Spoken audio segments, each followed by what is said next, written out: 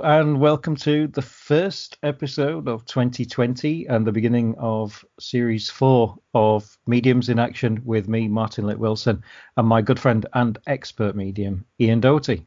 Oh, thank you, Martin, and lovely intro. And like I say, it's nice to be here again. And you know, it's startling when you say the first one of 2020. It's so exciting. So hello everybody. Yeah, I think this year is going to be an interesting year. I think it might be difficult, and difficult doesn't mean negative. It means that, you know, we've all got lots of personal growth, I feel, this year. I think there's lots of things that I think the beginning of this decade compared to the end of this decade will be very different for a lot of us. And I mean that in a positive reaction as well. Sometimes we all have to go on these difficult journeys, but I think 2020 is the beginning of something completely different for humanity as a whole, really. Yes, I do feel there is a year to coming together. Spirit have always mentioned that there will be changes in the scientific approach, and it will be helped to sort of more readily evidence in a scientific way of helping to prove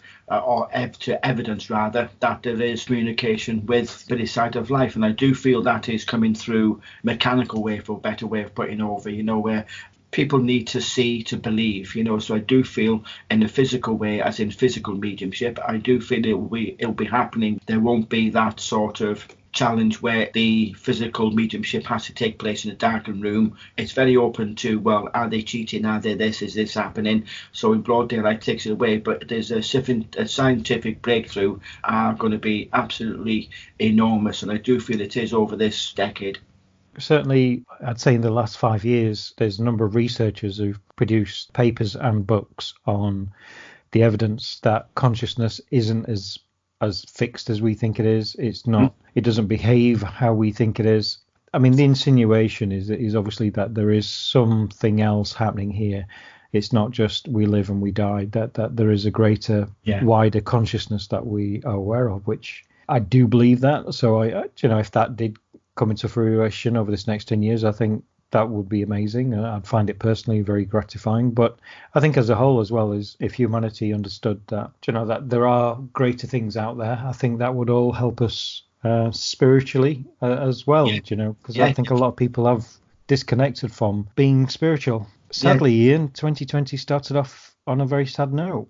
What was really quite sad and quite upsetting was the passing of Derek Acorah. Yeah, indeed. It was a shock, wasn't it? Yeah, I mean, for people overseas who may not know who Derek Acorah is, as Derek was a medium and a psychic medium who was very well known in the British community, and he then started working for Most Haunted and really became very popular and really made that program became popular. I think, and I couldn't find anything else, I think it's possibly the first time that we've seen mass coverage of a medium in a television program. I was trying to rack my brains and I was thinking, where else have we actually had a weekly television program? Obviously, it ran for various seasons, but a weekly television program where there was a medium in it every single week. And I don't think there was. But I think you kind of realize that when Most Haunted started, which was sort of 2002, September 2002, the pilot went out, and then in 2003 it really got running for the first series. I think you look back and you think, hang on a minute, you know, a lot of programs now have mediums in, where back then it was really such a rarity to see somebody like Derek Acorah in your front living room. He started off having a little show, didn't he? ITV Granada, I think it was, and a little bit of ITV2 as well. And it sort of come over into a sense, like I say, you know, he was there talking, and I thought, wow, this is really nice, because normally it's censored. You can't have this, you can't have that. On his Most Haunting day, the crowd that got there behind it all and wanted to take part, mediumship was taking the centre stage, as he was saying, oh, I'm seeing this, I'm feeling that, I'm getting such and such. And I do feel it brought mediumship in general to the public, more than like Psychic Today, the sort of phone-in psychic show. Got the Sixth Sense with Colin Fry, Tony Stockwell's programmes. It all sort of made this sort of possible, really, sort of groundbreakings. And yeah, people just don't take that with Derek. They just go on. Yeah, I mean, it's interesting, actually. You make a good point as well, because if I remember correctly, Colin Fry had been running for at least a couple of years before Most Haunted came along. Typically, it was sort of it almost felt like almost like a show asking people's opinions, but Colin was there giving readings in the middle of it. Popular as Colin Fry was popular, and again, yeah, it was a weekly show. You're right with that. But I think it was the fact that a medium was out there investigating and taking part of a ghost hunt. That was unusual for people, because they'd always known of mediums as being in a spiritual circle or giving readings, that sort of thing. But to see him communicating with ghosts and spirits in a haunted location, that kind of really, people kind of thought, what? It was interesting, because sort of my history with Most Haunted and the company that I used to run, which was called Fright Nights, we had a format of where we started an event and we would start off with a history tour or, take people around. And this was back in 1999. And then we would walk around with a medium, and a medium would say what they were sensing and feeling. And then we would do vigils in the dark. It's interesting, the format practically became the Most Haunted television program as well, the same sort of format. So from our point of view at Fright Nights was, obviously we provided a number of locations for the first series as well. We went to the first live event at Dudley Castle. We went to the Woodchester Mansion one. And it was interesting to see, because the Dudley Castle one was very, very popular. But when we saw Woodchester, and then from then on, a second series, that's when it really kicked off, the difference. And we saw that the first series was kind of quite lukewarm. But we saw that it was really Derek, that he was the superstar. And one thing that I noticed is, myself and my wife, we went to Woodchester Mansion for Most Haunted Live at Woodchester Mansion. It was a long filming time. We were sat in this cold room. We was there. Derek Acorah was filming. He'd obviously been pre-filming as well. And then at the end of the night, the Most Haunted team all jumped in 4x4s and they were off, and they just left the crew to pack up and kind of shut down. The crowd came outside who'd been watching. Derek came outside, and I think he spent about 2.5 hours with people signing DVDs and cards and or anything that people could get their hands on. And he just spent a lot of time talking to people and explaining and what his feelings were, how he sensed. Consistently, the messages I got from people who'd had interactions with Derek, either through the television program or through the live shows or anything like that, was that he was a people person. He wasn't about the fame. It wasn't about that. No doubt he courted the fame, and I think he appeared on. I think he went in I'm a Celebrity, Get Me Out Here, and things like that. Yeah, there's no doubt he went for that, but he always thought about the people first. That's what I feel. I see Derek Acorah as yes, he was a medium, a psychic medium, but also as well as he put people first. And I think we've had a couple of messages this week as well from people who've said, who filmed with Derek and said how wonderful he was and that he always spent time with them. As you said, in the Woodchester Mansion, it is absolutely freezing there. It was the only place that I went to where I wore a little beanie hat. But for him to stop there for a couple of hours afterwards, good on him. But it's when you see him, either on the ITV Granada or when you look at him, on the show, and particularly the people who do the lives, he was sort of paving the way to sort of put over how mediums should be, in putting people first, as you were saying, spending time with them and talking, one of the things I had noticed doing this type of work is the amount of people who didn't know that they had access to mediums, no matter where. So I think Derek was very, very much prominent in pushing that forward. That you have the chance to talk to your medium, you have a chance to sort of interact and get knowledge about, mediumship is very much out there, the churches, whatever. And Derek was very, very much to the forefront of that as well, I believe. There was no doubt that he was always pushing his local spiritualist churches, and he was always saying the best place to get trained is there. And he never ran training courses himself. He was purely a message medium, and obviously he did his tours and things like that.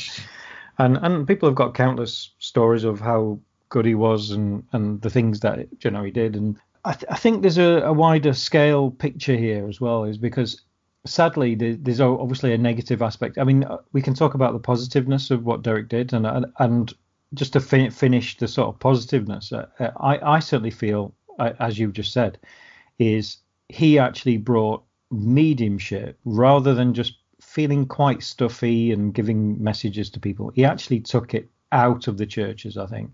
Along with Derek and sort of Fright Nights, we were the only people at the time who were taking mediums out of churches, people like yourself, and putting them in front of an audience, and they could actually see how you work. And I don't know if you remember how I used to brief you, Ian, but I used to say, you've got to imagine that you're doing an advanced driving test. So you can't just kind of, when I said when you're sensing a ghost or a spirit, you can't just say, just stand there quietly. You've got to say, right, I'm tuning in, I'm doing this, I'm doing that, I'm doing this, I'm doing that. Yeah. You've literally got to talk your process through. That was the thing, is at that time, there was a paradigm shift, I think, and it was driven by Derek Acorah. It was driven by how he was seen on there. And obviously, this blends nicely into what I want to talk about next, is obviously he was a part of a television program. Okay, we need to fix that. We need to say he was in a television program, and a television program is for entertainment purposes only, which fits within the laws that were updated around that time as well, if I remember correctly. That mediumship and psychic readings are for entertainment purposes only. But a television program cannot stay fixed either. So Most Haunted wouldn't still have a series, or I think they've just finished their last series, but they still would not be recording 17 years later if the program had some sort of development or change of narrative over the years. So I personally think it started off with the first series, and I think by the end of the second series, Derek had actually done his first trance. I think it was only at the end of the second series that we started actually to see Derek going into trance, and we started to see that. Third series, I think every single venue, Derek went into trance with somebody, and then it progressed from there and went on. And then I think he left around fifth or sixth season, if I remember correctly. Now, a lot of people said, well, there was Creed Caffer, which meant Derek Faker. He was given this information. There was another one called Rick Edels, which and he said he brought through at a location that he was picking up on somebody called Rick Edels, and basically rearranged that, and that says Derek Lies. Creed Caffer was actually Derek Faker. And that was picked up at Bodmin Jail. Mm-hmm. So obviously, then it was leaked to the press, and the press said he was caught faking, and that there was a whole thing about this, and it's obviously tainted aspects of his career. But there's a bigger aspect here that we all need to talk about, and I think the bigger aspect is he was part of an entertainment program, and there is no doubt beforehand he was somehow production briefed. We worked on ghost hunting with the Dingles, and there was production briefs. There was information given to the medium, who was David Wells, and basically he knew what was allegedly haunting there. And I have no doubt that with Most Haunted, that Derek would have been given similar information, that there would have been this Rick Edels or whoever was haunting this location. Now, you could say, well, why did he read this information and then say that he was in touch with it? Now, there's two things happening here. There's firstly Derek's explanation, who said that he was psychic, and he could have been picking it up from the production company, that he could actually not realize that. when he's picking up Rick Edels, is actually, it's a psychic thing that he's picking up on, that he's getting that name, he's getting that feeling because somebody in the production company wrote that or they knew of it. Yeah, it's very, very feasible. Yeah. And then the other reason is that he was told to read that information and say, look, these are the characters that we want you to concentrate on. Yeah, yeah.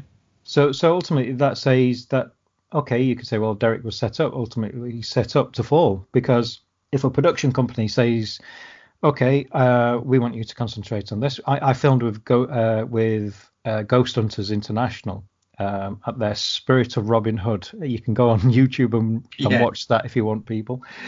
I filmed there, and I was told specifically things that I had to talk about. Now, I wasn't filming as a medium; I was filming as a guide or a historian, and I was told specifically to talk about particular things. And they actually edited what I was talking about to sound even worse than what it did. So I said, well, people would stand outside, and sometimes there would be up to 20,000 people outside watching the executions, and they actually edited that. So I said over 20,000 people were executed outside. It was, hang on, how did they execute people within a 15 year, 20,000 people over 15 years? Wow. Yeah. So production companies edit. Production companies manipulate the content to fit an overall story. So Most Haunted was doing the standard television format of, right, we're going here. This is what is famously haunted by. Here's a story to the historian. You've got to talk about this. You've got to talk about this. This is the area we're going to concentrate. And Derek, you need to communicate with these people. And I'm pretty sure that that's what's happened. That's what happened. We never saw any explanation like that from Derek. But there's no doubt there would have been production notes with those names on, and whether Derek used them or not, I don't think it's clear cut for us to say that he was a fake, because no, I don't think it is either. There's other things happening. There's other things happening here, and that involves production companies and entertainment. But he also throws up the question, Ian, is should mediums work on television? I did a little bit of work with the psychic today, which, to be honest, it was an experience that I thought, well, I've done it, but I wouldn't do it again. But when you're looking at the media, I do feel is going to be a platform for mediumship. Not everybody wants to go to a spiritualist church, whether it's the hymns or whatever, the prayers, but that can be there. But I just get the sense that not everybody wants to go into a building that has the word church appended to it. Mediumship needs to be coming well and truly away from spiritual centres, whether you call them a church, a centre, whatever. So therefore, putting it onto the TV where it's of a situation where it's not edited. This Colin Fry did his show Sixth Sense, didn't he? You're looking at if it can be done where it isn't edited and it is what it is what it is, you will always get these skeptics, which is a good thing, because you need that balanced thought. But I do feel that you get skeptics that will crucify it, and you'll get ardent believers who will believe anything. It's actually, you raised an interesting point there, because again, back to Derek Acorah, Derek Acorah came under a lot of stick from the skeptical scientific community, and I wouldn't say that they ever became best of friends by any means, but there is a website in the UK called Bad Psychics, run by a guy called John Donnis, and for many years, obviously, he was reporting about the behind the scenes of the what was happening on Most Haunted. His conclusion was that essentially he had a mole inside the Most Haunted team, and they were telling him what was going off. And in one of his posts, he actually said that actually I didn't have one mole, but everybody who ended up leaving the show fed me bits of information. I think even a few weeks before Derek actually passed away, the Bad Psychics had actually mentioned that the Sunday Mirror had actually done a sort of a hatchet job on Derek, saying, that it was a fake and that sort of thing. And they said, well, they're absolute hypocrites, because they've worked with Derek in the past. They've done this, and then now they're turning on him doing that. And I think there was a mutual respect, actually, because Derek did engage with Bad Psychics a number of times and did put them straight on a number of things. Yeah. And And I think he had a very similar outlook to myself and you, really. And I think he did believe that there needed to be skepticism. There did need to be some sort of critical thinking behind all of this, and wasn't afraid to put himself in the firing line. I do think mediums need to work in the media, I do feel so.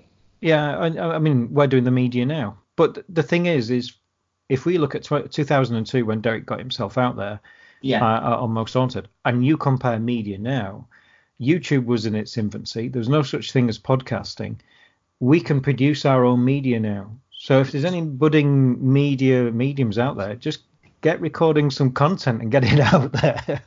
Yeah, there is. You know? I mean, there was a spate on Facebook, mediums doing live feeds, for their followers and that, So it is there, it's your platform, and I'm sure Spirit would want to push this, where I do feel, rather than in the, what you call it, Victorian area, where it was very much in little set pockets, having to have mediums coming all the way from the US. Maria Elizabeth Hayden in 1852, that started the Spiritualist movement in 1853, the opening of the first church in Keighley in Yorkshire, it took all of that to get it going here. Whereas now we can go on YouTube, we can go on Facebook Live, and we can talk to people in Aussie, in Canada, America, wherever, and it's there. And I do feel people, mediums who are not necessarily dissatisfied with the spiritualist churches, but one where you are talking to the seemingly converted,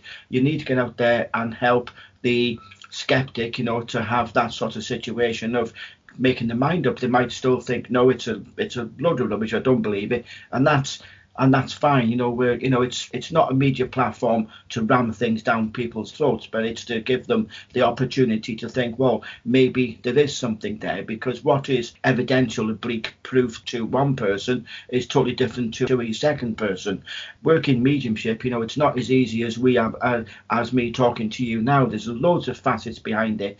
Within that is your person having a reading. There's a lot of little different facets that I do feel through an educational process, which we do through our course, and as we do on these podcasts. I do feel that is what's needing to be put through, to help educate people, where rather than sort of coming from a place of ignorance, as in ignorance of knowledge, and then it's sort of a case of you're judging something without knowing what it is. It's about also as well is staying close to your ethics. Now, I'm not saying that Derek kind of bent what he believed in to fit the television show. He did, he was in a television show. He knew exactly what he had to do, and that's what he did. And I think what I'd like to sum up here about Derek, and I think any mediumship on television, I think ultimately his role in mediumship and what he brought to mediumship, I think it's a positive. I think it's going to be something that's going to reverberate for the next 30, 40 years. And what I mean by that is that television program's out there now. It's everywhere. It's on TV. You can download it from Apple. You can, it's everywhere now. People are going to see that, and it's going to draw people to mediumship or looking into mediumship. As you say, even the skeptics, having a look and having a read. So his role is going to reverberate, and it will bring more positivity to mediumship as a whole. I think he brought a lot of positivity. There's also the amount of shows he did. He was always on tour, and obviously there was a lot of people who rebooked and revisited and saw him every year, every time he came around, because it was a circuit. But there's a lot of people who, also went and saw what he was saying and probably got involved in the local spiritualist church. So yeah, to be honest, I do salute Derek for the work he did. He was a showman. I mean, he enjoyed being on TV, and TV enjoyed him being on television. He was a very magnetic personality, I believe. Yeah, he was always good entertainment, always happy to send himself up. I remember seeing him on a number of comedy shows, sending himself up, which is great. Good on him. If he's got a sense of humour to himself, where he can send up his own beliefs and his own personality, then that's wonderful. The countless amount of tributes of people who comedy programs that imitated him. That's the thing, is they didn't imitate the rest of the Most Haunted crew, they imitated him because he was a character. And I do think there's a positive note to be had with Derek's life. And it's a shame that some of the Twitter and some of the YouTube stuff that's out there is actually, I would say, yeah, I'm looking at this from a medium, but essentially I think he brought a lot of positivity, and that positivity will continue, and it will actually benefit mediumship as a whole over this next few dozen years. That's what I think. I'm very much with you on that one, Martin. Like I say, now the Most Haunted is seemingly come to an end. There's still a lot of companies out there working with mediums, so his legacy goes on in that sense. But I think he was definitely the window to that show. Sort of the flag leading. The flag waver, yeah. That. Perhaps there might have been a bit of jealousy in there, oh, he's doing this, it should be about us and not Derek, so there is a load of that there, which unfortunately comes through everything really. But as you were saying, on a positive note, he has brought mediumship to the masses, he's brought it to the media, and I just feel here it's going to be mediumship is going to move away from the churches, and it's going to be on the media, and where people can get that access to it. Absolutely, and it always takes one person to put themselves above the parapet and to actually take a bullet, and yeah. I think that's the thing with Derek. Media and mediums and psychics and people who are a bit weird like all of us, we can actually make a television program and it can be up on Apple TV or Amazon within 7 days. And that's actually a positive, because well-made television programs about mediumship need to be made. It'll be interesting to see how that develops over this next few years. That there could be a production company making content about how mediumship works, the scientific aspects. In fact, I'm just writing this down. I'm going to start a production company next week. But no, seriously, I think we just wanted to talk about Derek and just say hats off to you, Derek. Disagreed with you many times, but essentially you did good, son. Well done, Derek. You did well. Blessings to you, Derek.